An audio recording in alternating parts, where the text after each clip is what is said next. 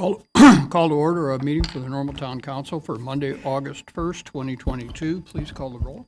Mayor Coos? Here. Mrs. Lorenz? Here. Mr. Nord? Here. Ms. Smith? Here. Ms. Harris? Here. Mr. Preston? Here. Mr. McCarthy? Here. We'll begin with the Pledge of Allegiance. I pledge allegiance to the flag of the United States of America and to the republic for which it stands, one nation, under God, indivisible, with liberty and justice for all. We have one speaker for public comment tonight. That's Mr. Ronald Ropp. Mr. Ropp, any chair, probably the center one, seems to have the microphone on. Our rules are very simple. Just state your name for the record, and you have 3 minutes.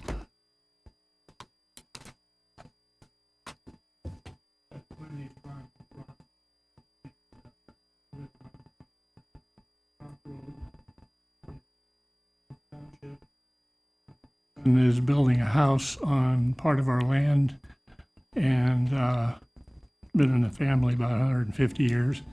But we ran across the fact that the town of Normal has an ordinance that would require some $1,250 plus to build there.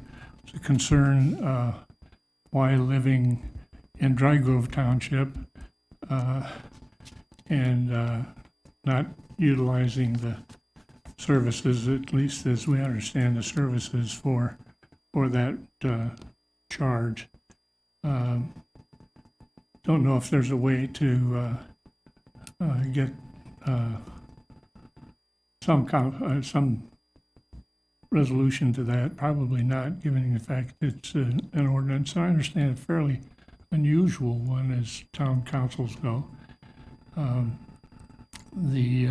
Since Normal city limits moved out to a little beyond the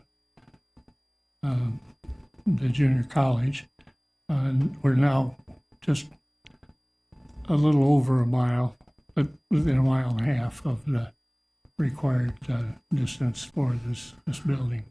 So just like the council to be aware of our concern. Thank you.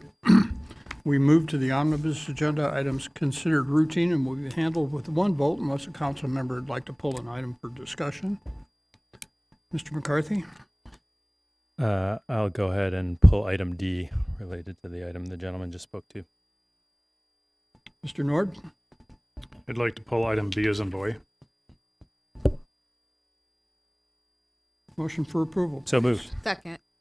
Items considered under Omnibus are approval of the minutes of the regular council meeting of July 18th, 2022, and a resolution to award the bid for the Locust Street and Harris Street water main replacement project to George Gildner Incorporated at a total cost of $616,259. Please call the roll.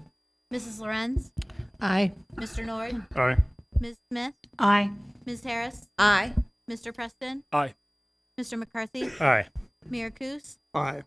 Those items are approved. Item B is a report to receive and file Town of Normal expenditures for payment as of July 27th, 2022. Mr. Nord? I so move. Second. Mr. Nord? Thank you. On expense payment, page 1, under administration, city manager, general expense, there's a payment to Bailey, but the description is payment. This is for $2,000. What's the payment for? It just says payment. Bailey. I don't really know. Mr. Nord, I'm sorry. I'll have to check into that and get back to you. Unless Mr. Hanson recalls, I don't remember. So I'll have to check into it and get back to you.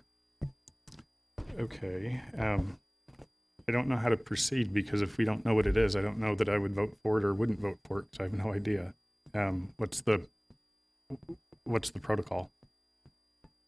Well, this is just just receiving the report. So I mean, That's your call. I just can't answer that question. So. Okay. I'm surprised there's only 6 items under that expense 7. All right, thank you. Further on this item? Please call the roll. Mr. Nord? No. Ms. Smith? Aye. Ms. Harris? Aye. Mr. Preston? Aye. Mr. McCarthy? Aye. Mrs. Lorenz? Aye. Mayor Kus? Aye. The motion is approved, or the report to receive and file is approved. Item D is a resolution conditionally approving a final plat within 1 1/2 miles of the corporate limits by expedited process having to do with the Marty Rop subdivision. Mr. McCarthy. Move approval? Second. Thank you. Mr. McCarthy? Yeah. Like to at least address this, I guess. So as I understand it, we're charging both school land and parkland fees, which totals the $1,260-ish the gentleman mentioned. And Mr. McCarthy, we can't hear you very well, so sorry. Thank you. That's okay. Let me do this. I need a longer neck or a longer microphone, one of the two. Mr. Day is agreeing with me. We both have a similar microphone issue, apparently. Certainly I believe in the school funding, and I have no desire to take money away from schools, but it seems that a park being developed or parklands being developed in a single house subdivision is probably not likely, and so it would seem reasonable for us to waive that portion of these fees, as unless some date in the future that becomes a big subdivision, then those homes at that time would pay for any potential park requirement, but seeing as it's not likely to do that and it's one house, I'd like to propose an amendment that we waive that fee. Is that appropriate? Or how I would do that? Or how would I go about? Both are, can I ask, Yep, of which sure. fee, if you could be a little more Sorry. specific? Yes, absolutely. The parklands fee. Yeah, that motion would be appropriate. Okay. So I would like to make a motion. I don't have the exact dollar figure. Do I need the exact dollar No, figure? you could just. Okay. That we amend this proposal to waive the parklands fee for this proposed item. Do we have a second? Second. Thank you. Is there discussion on this item? Ms. Smith? So, this property is outside the town of Normal limits, and this fee is on the books. That most normally, would it only impact property that is within the city limits? The parkland and school land dedication fees apply to development both within and historically we've applied that fee within the town of Normal corporate limits and within the 1.5 mile boundary. And it would impact what is going to support parks funded by Normal or Yes. other organizations as well? No, the parkland dedication fee goes into our parkland fund. It's a small capital fund. And just for clarification, Mr. McCarthy referenced an estimate. The parkland dedication fee that would apply to this proposed development would be about $600. Would be $600 instead of $1,250. Correct. The two fees combined equate to about $1,260 or so. The parkland portion of that would be about $600. So we are not talking about waiving the entire $1,250, but only the $600 portion to the parkland. Correct. And the other portion would still support the schools. That's correct. We collect the school and dedication fee, and then we remit to Unit 5 schools. And if I may direct a question to Mr. Day, does this set any precedent either for other properties or future development on that site? On that site, Yes. Well, once the plat is filed, then that fee will be waived for that plat. If they go in and do any future subdivisions, then the fees would apply per code. Okay, thank you. Mr. Nord? Could you explain why we charge the parkland fee when they're outside of that, well, outside of town? Like, what was the logic behind that? I guess I'll defer to Mr. Day. Sure. So both the parkland and the school land fee are both impact fees. We impose them on additional residences that are built either within the town or within the 1.5-mile boundary. That 1.5 miles is there because things that happen within that 1.5 miles generally will affect town operations, particularly in this case with the school land, which will be the same school district. Parkland, there's going to be potentially increased use of the parks. So those impact fees are charged under the subdivision code on residential properties.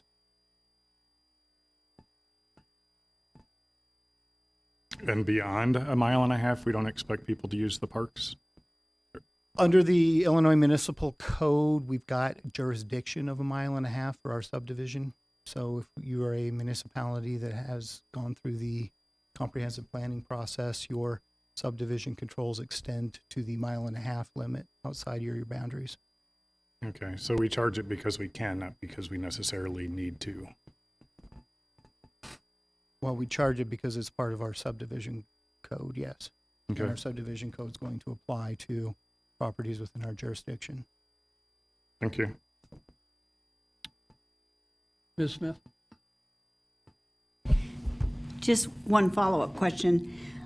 What, is there an estimate that we know of the total funding for the Parkland area in a year? I can look it up quickly. I don't have that off the top of my head, but let's see here. Unless Mr. Hune has any idea what the parkland dedication, I don't know, Ms. Smith. It'll take me a moment to get through the budget to take a look. But I would estimate that $600 deduction would not adversely handicap that line item. No. And I just want to point out, as my husband says, the answer to a question you don't ask is always no. Okay. Okay, well, and now I've found it. So thank you for that moment. Our budget this year anticipates revenue in the Parkland Dedication Fund associated with Parkland dedication fees totaling $45,000. Okay, thank you. Further on the amendment? Please call the roll. Ms. Smith? Aye. Ms. Harris? Aye. Mr. Preston? Aye. Mr. McCarthy? Aye. Mrs. Lorenz? Aye. Mr. Nord? Aye. Mayor Kus? Aye. The amendment is approved. Back to the original resolution. Is there discussion on that? Please call the roll. Ms. Harris? Aye. Mr. Preston? Aye. Mr. McCarthy? Aye. Mrs. Lorenz? Aye. Mr. Nord? Aye. Ms. Smith? Aye. Mayor Kus? Aye. The resolution is approved. That concludes our omnibus agenda. We have one item of general orders, and that's a resolution authorizing the execution of a joint funding agreement with the Illinois Department of Transportation for Phase 1 and Phase 2 engineering for the Underpass project in Uptown Station. Move approval. Second. Thank you. Discussion on this item. Mr. Nord? Thank you.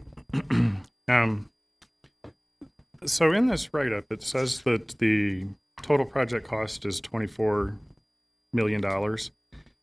But back in April of this year, town staff sent to the federal government an updated, a request for more money, and they said that that they estimated it at $30 million, or just shy of $30 million.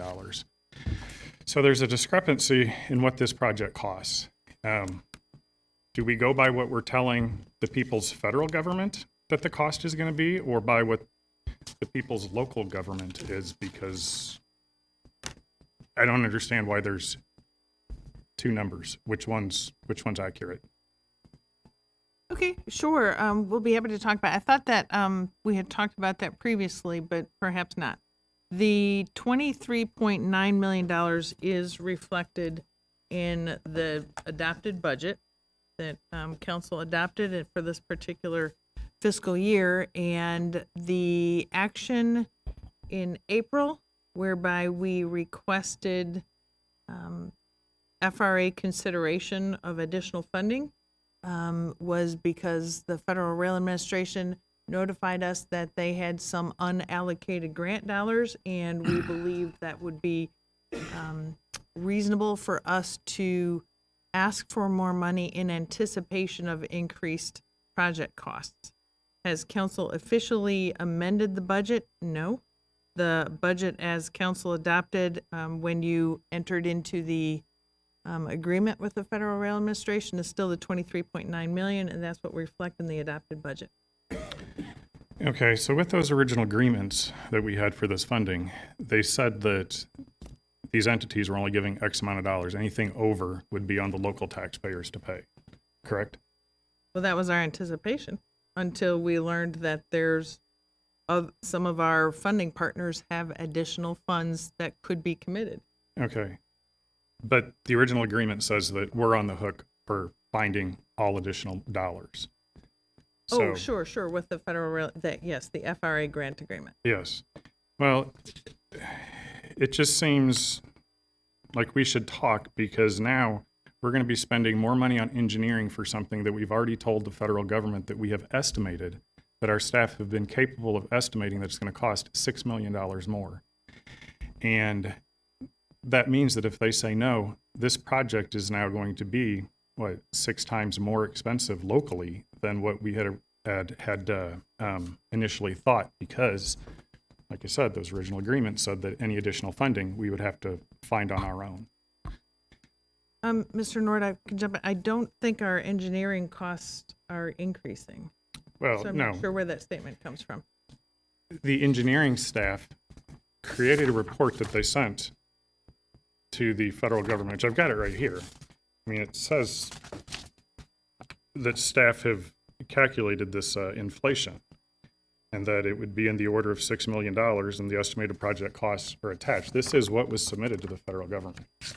Right. So staff have been Associated able, with construction. I would like to weigh in on this. so then staff Mr. have been Norton. able to identify that this is going to cost more money. We should have that conversation before we decide to spend more money on engineering costs, because we're at a spot where, like, we're building a house. We know we can only afford so much for the construction costs. We've just learned that it's going to cost significantly more. Do we continue putting money into designing a house that we can't even find the money to pay for? That just seems irresponsible for us to do that. It doesn't seem like we're being responsible fiscal stewards to keep working on something if we don't know how much it's going to cost. Mr. Nord, if I may, I'm going to have to take a breath here. You're trying to sensationalize this whole issue. We have no idea what this is going to cost until we bid it. And it's going to be this council's responsibility to respond to that, to change the scope of the project, to find additional federal or state funding, if it's available, to address construction and what is obviously an inflationary cycle that we're in our government right now. So the fact is, there is no commitment to spend extra dollars. I think we're doing this more in a strategic move in case we do face those increased costs. We have not made any decisions on what we're spending on that building. We're only estimating what we think is going to happen, and staff is only estimating what we think is going to happen.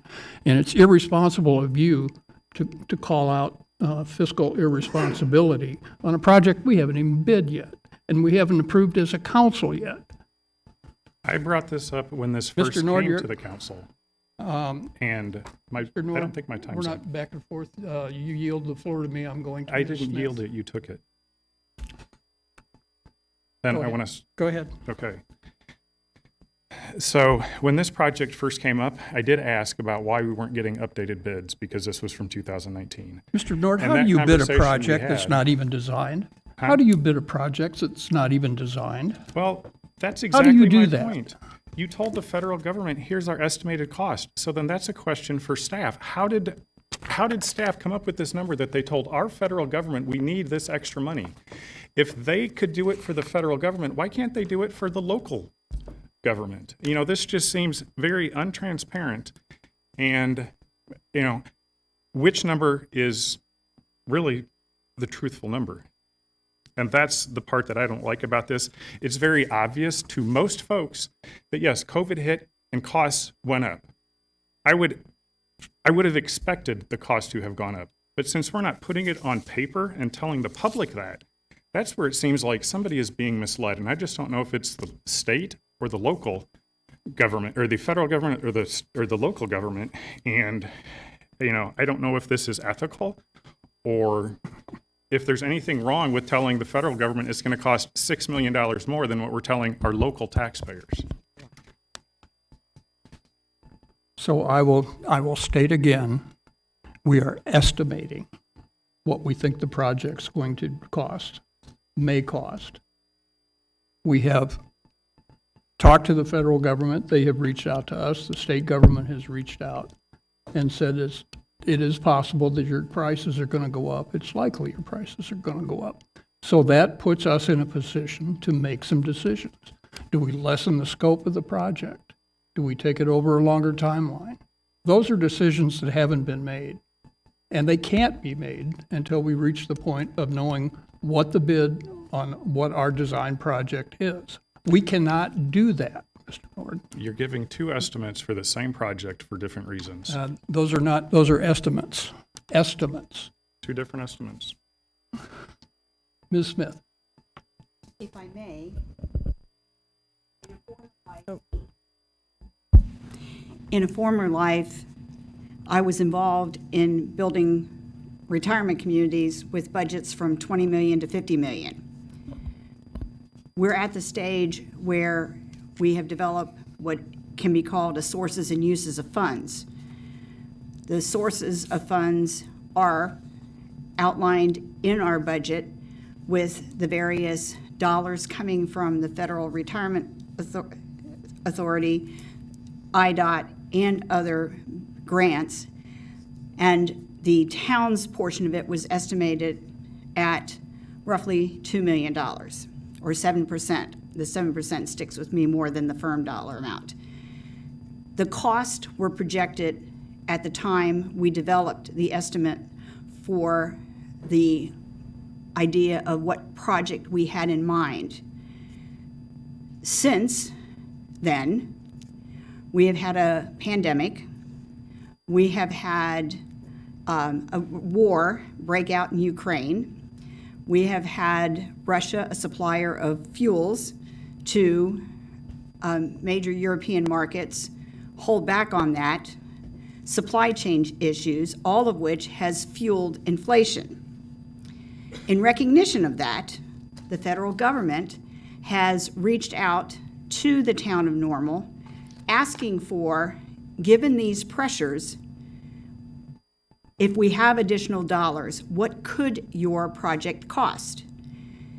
You then take the uses of funds that were budgeted and apply inflationary projections to those components and present that information to answer that question. Until we have the final design where the engineers will put forward an estimate of what it will cost to build that design, and then that is put out for bid, we do not know what the cost will be. These additional dollars that are coming in are allowing the town of Normal to add additional dollars to a contingency fund. Every soundly developed project is going to have a contingency fund, usually in the neighborhood of 10% of the total cost. This is now giving us larger than that original contingency fund to provide for the possibility that there will be inflationary cost. Some of those inflationary costs have begun to come down. The first grain ship has left the port of Odessa and is winding its way to a Middle East country. The fuel prices are coming down. We don't know what it will be, and that design, it will not be finished till later this year or later next year, and the bids will not be available till then. We don't know what the cost is, so in the meantime, we are working with estimates. There is no effort to deceive. There is only an effort to work with the information we have at hand and to make use of additional dollars that might be freed up to allow us to have the underpass that we are wanting to have. Absent that, we will be forced to make some concessions, and that's not out of the equation. Ms. Harris? Thank you, Mayor. I don't want to belabor. I think Councilmember Smith has said quite a bit, but what I do want us to bring back to the forefront that this is actually a good thing, and that is getting missed amongst all the mud that's being thrown over it in this moment. This is an opportunity for us to get additional dollars, additional grant dollars to add to make sure that we have cushion and that we have what we need to have a successful project as best as we can.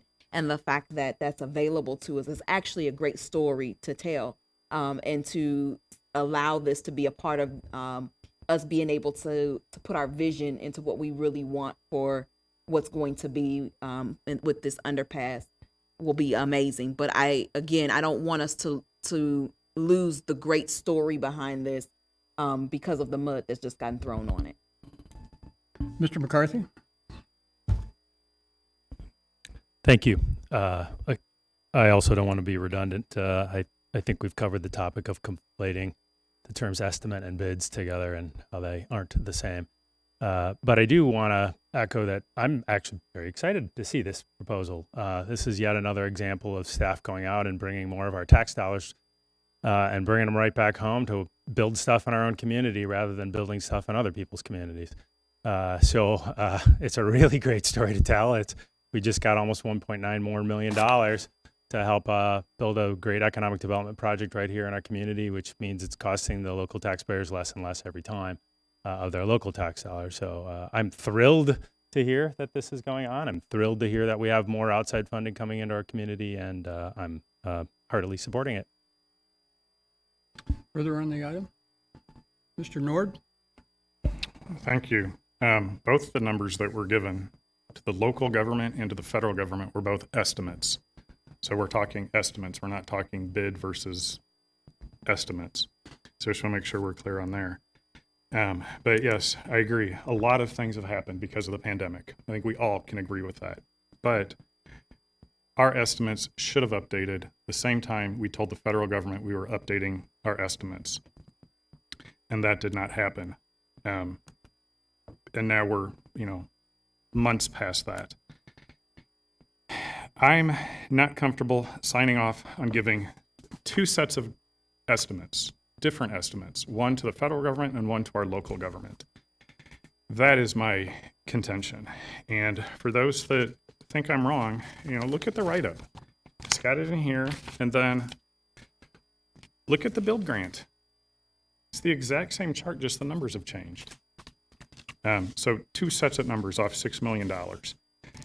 So I'm just not getting involved with misrepresenting something to someone. Thank you. Please. Sure, if I could jump in. Thank you, Council, for acknowledging the efforts by our project team to gather up more funds from our funding partners when those opportunities arise. I did want to clarify just a couple of statements of Mr. Nord. I think the council report is very clear. It says current underpass project budget. That is, in fact, what the project budget is. It's not deceitful. No intention to be deceptive. That is what it is. And the only action on the agenda tonight is we are asking council to formally accept IDOT's funding, which is 1.88 million more than we expected. So we would have been coming to you with a grant agreement for the original 3 million. And through various conversations involving all the project team members and our funding partners, IDOT has indicated that they are able to fund in the amount of 4.88 instead of 3 million. So that's the action tonight, just formally accepting IDOT's financial support, and a portion of that money IDOT is allowing us to use for reimbursement of phase 1 expenses. And as such, that does, as Ms. Smith indicated, that does allow us then to basically increase our cushion of contingency. So, thank you. Further on this item? Please call the roll. Mr. Preston? Aye. Mr. McCarthy? Aye. Mrs. Lorenz? Aye. Mr. Nord? No. Ms. Smith? Aye. Ms. Harris? Aye. Mayor Kus? Aye. The item is approved. Flip back to my page here.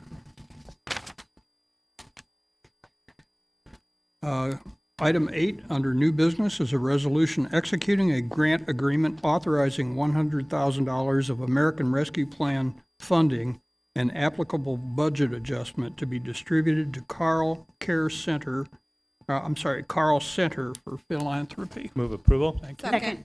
Discussion on this item. Thank you, Mayor. If possible, I would just like to jump in and introduce this and let council know that this action, I've shared this initiative with council by email, and we have not had a specific opportunity to tour the clinic in Normal, but we did have an opportunity to tour the clinic when it visited a Bloomington site in May. This, I think, is a great supplement to providing healthcare opportunities to our population of both Normal, Bloomington, and McLean County.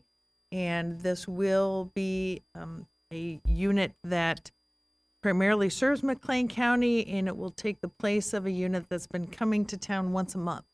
So I think this is very much appreciative, we appreciate it very much. Carl's initiative, Carl Broman and Carl Center for Philanthropy, to take this and provide a much needed service to underserved population. And so what we're asking tonight is council to authorize the grant agreement, and presuming council approval, we would then take $100,000 of our ARPA funds and issue it as a one-time lump sum payment to Carl. Ms. Reese, just for clarification, can you just give a brief overview of what the mobile facility is? Yes, actually, it's a pretty exhaustive mobile kind of a big bus that has a variety of services available. It's sort of a one-stop shop and can do lab services and vaccinations and physicals and all sorts of care to both insured and uninsured individuals. It will be, obviously it's mobile, so it will be locating throughout the Normal, Bloomington, and McLean County area. And as part of this grant agreement, Carl has indicated that they will certainly occasionally put it in a location within the corporate limits of the town of Normal to serve our population.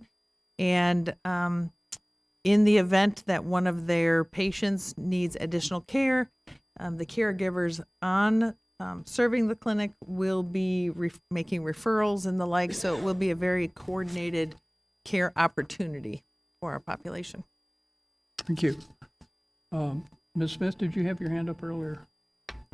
I believe Ms. Reese answered many of the questions because in an email I had sent before the meeting, I was asking if this unit would be dedicated to McLean County.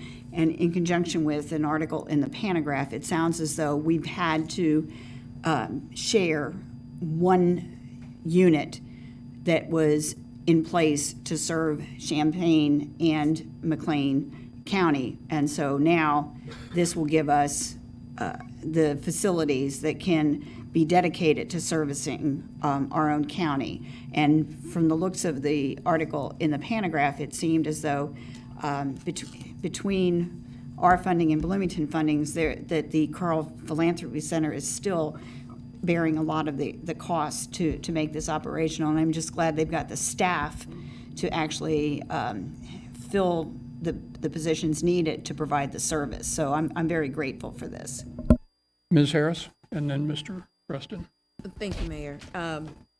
Again, this is such a great opportunity for us and for our community. We had some unidentified or monies from the ARPA that we had not identified how we were going to spend.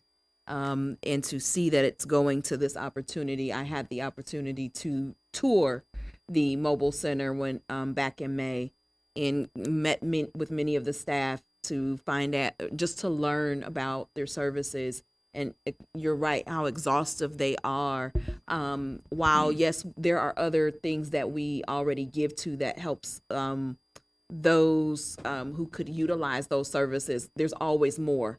And so I think this is that opportunity for more and giving them more access, because the access had been limited prior. So I'm looking forward to being able to have this more readily available in our community. Ms. Lorenz? Yeah, I want to point out that this is being jointly supported by a number of entities, one of which is United Way of McLean County. And I'd like to announce that I do work for that organization and would like to ask for advisement on whether or not I should recuse myself.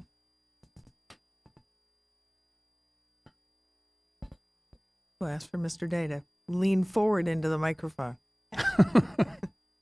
Can you hear me? Yeah, I would advise a recusal in this particular situation. I will leave the table then.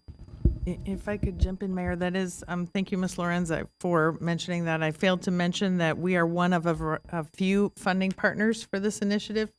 And Carl's Center for Philanthropy is the primary funder, and they will be incurring the cost of operating the clinic.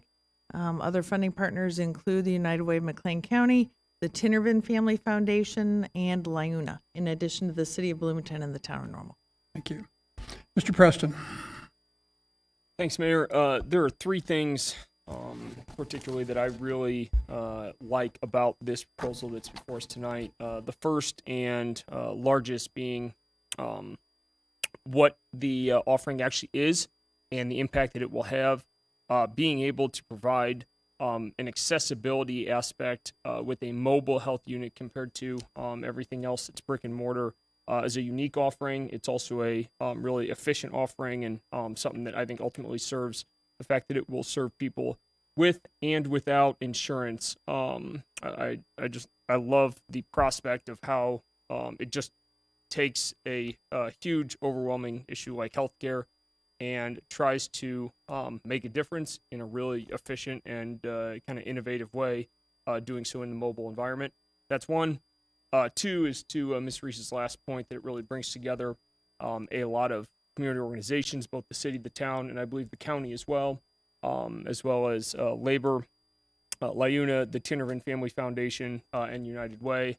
I love the community partnership. And then the third of which is that the Town of Normal is being asked tonight and being asked total for a $100,000 investment one time, and that car will be operating this year in and year out thereafter. And for a $700,000 build out for the unit itself, and not having to, it's a great asset for our community, and the fact that Carl is willing to operate it and incur the investment of operating it for the long haul makes it an even better deal for taxpayers than normal. So, great.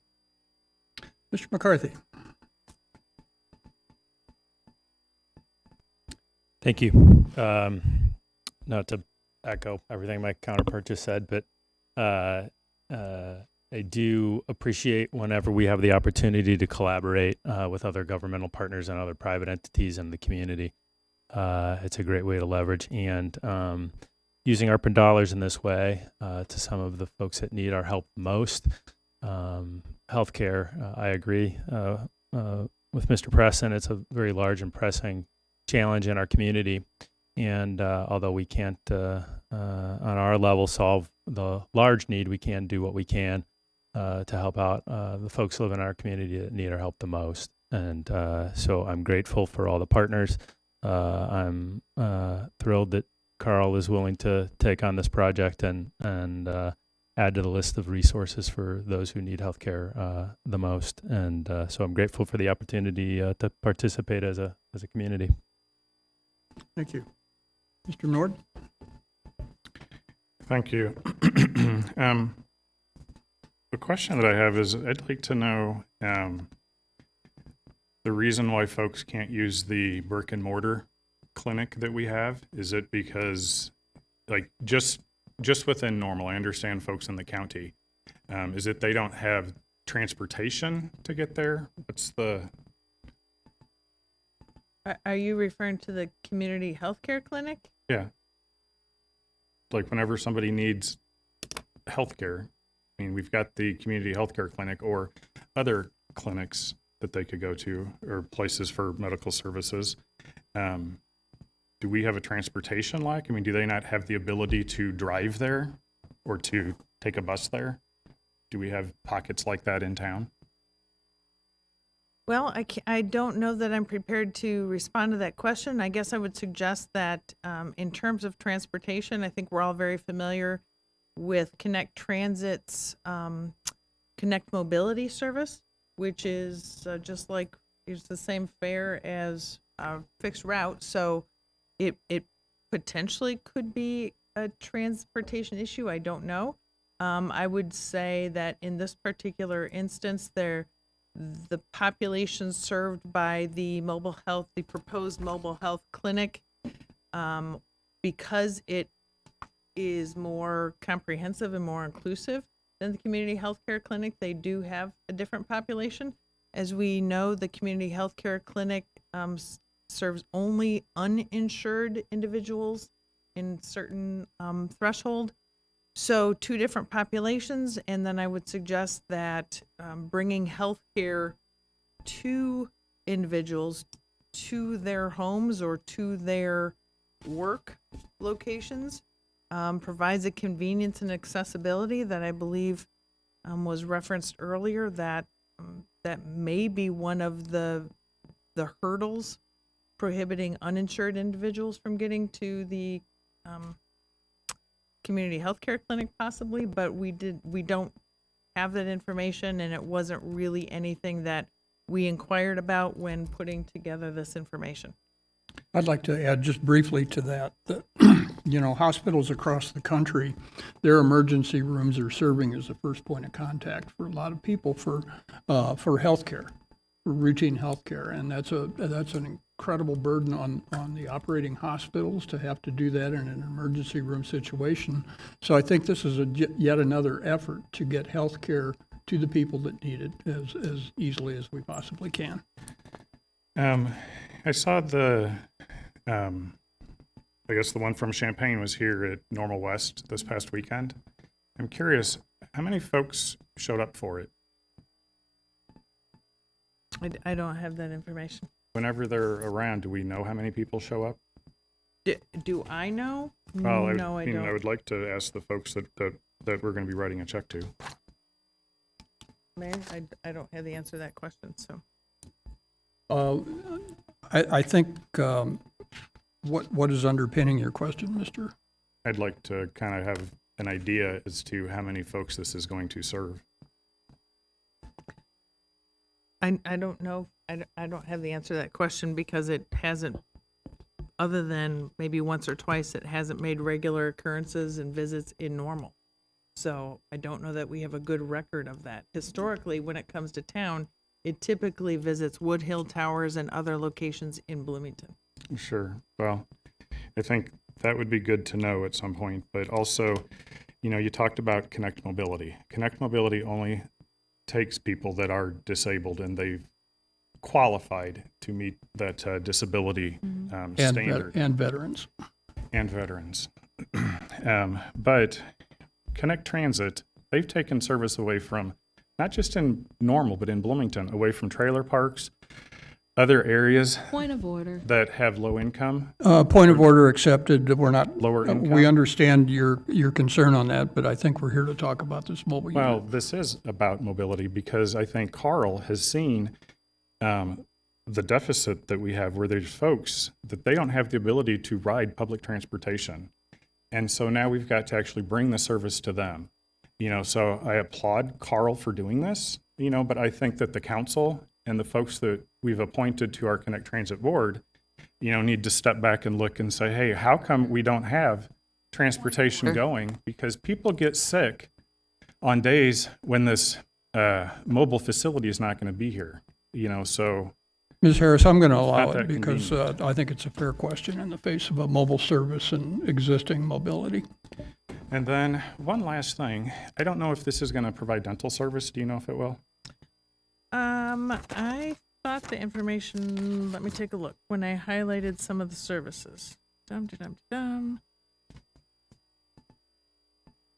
No, I don't believe dental is included. Okay. This would just be for advocacy then. I recently learned that veterans that get a VA card, they don't all get dental coverage. They only get That dental point of order I'm coverage. going to uphold. We're getting far afield there, Mr. Norden. I Okay. understand your issue, but Yeah. it doesn't apply to what we're talking about Okay, tonight. but if they do offer that, then remember that this is something that was subsidized, so please help them, even though only 8% of veterans actually get that benefit. Further on this item? Please call the roll. Mr. McCarthy? Aye. Mrs. Lorenz? Sorry. Mr. Nord? Aye. Ms. Smith? Aye. Ms. Harris? Aye. Mr. Preston? Aye. Mayor Kus? Aye. The item is approved. That concludes our business. Before taking a motion for adjournment, are there concerns or comments? Mrs. Renz is rushing back. I'm holding that for just a moment. I do have one thing.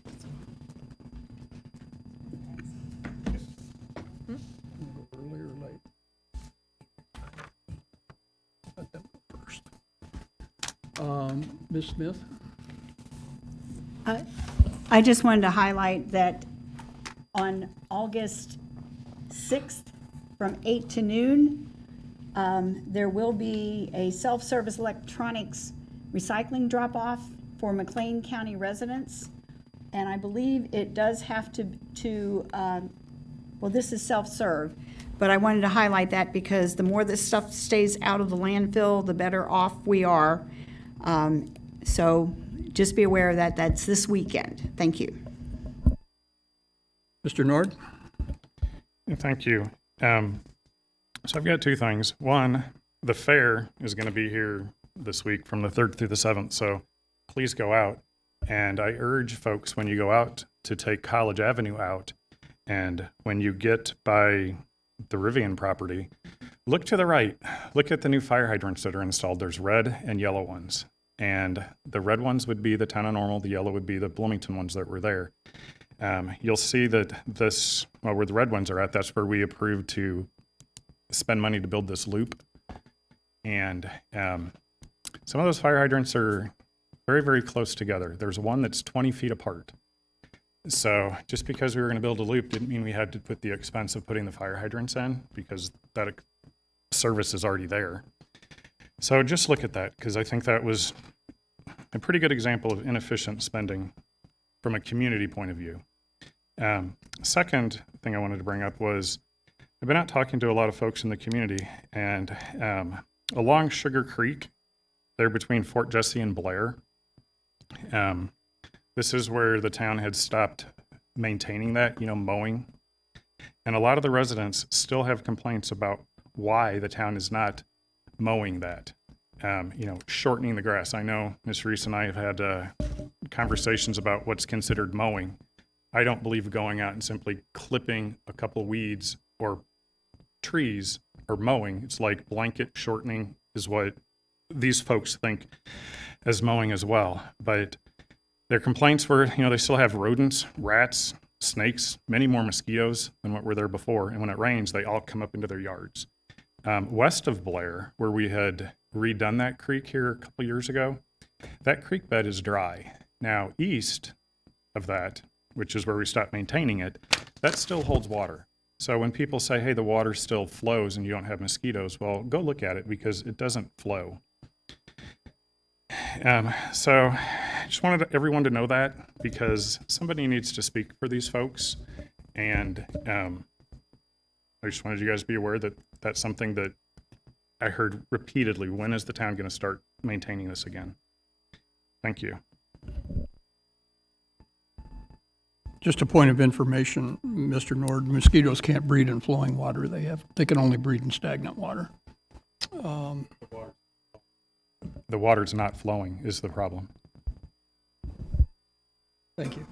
Mr. McCarthy and Thank you.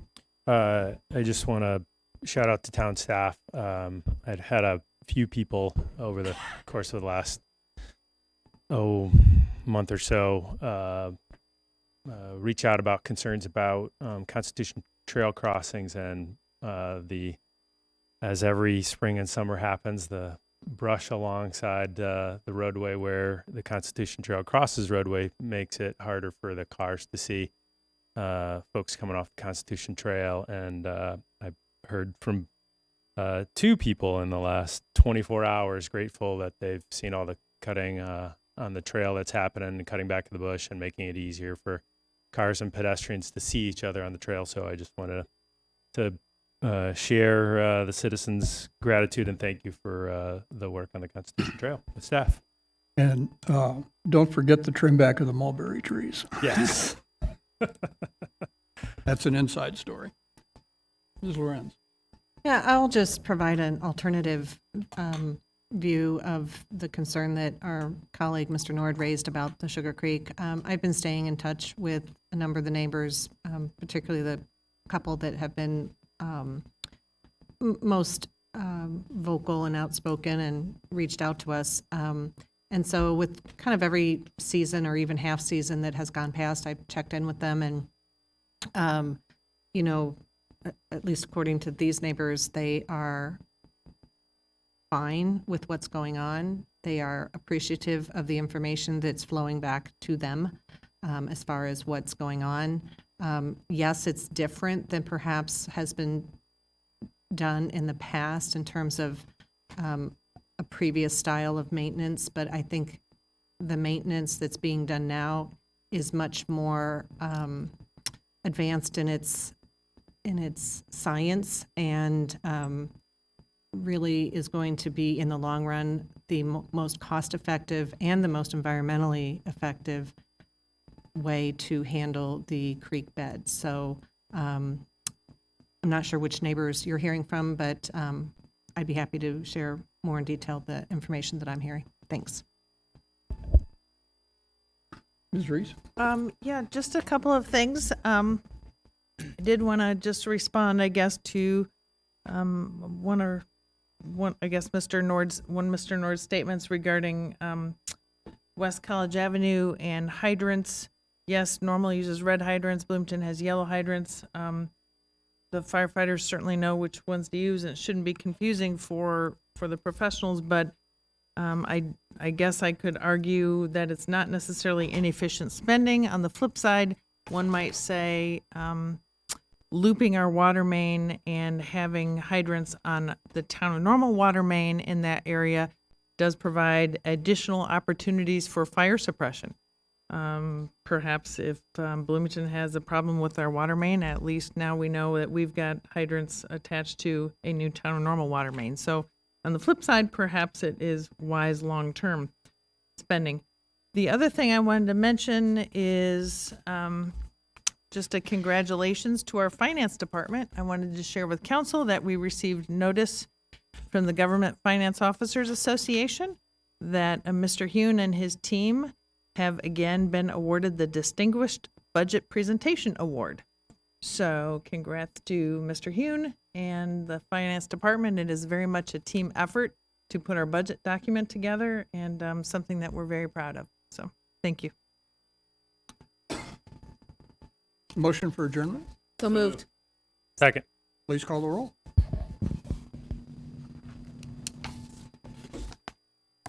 Mrs. Lorenz, Aye. Mr. Nord, Aye. Ms. Smith, Aye. Ms. Harris, Aye. Mr. Preston, Aye.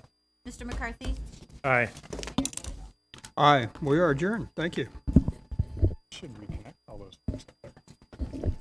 Who else? I mean, Yeah, I walked- talking with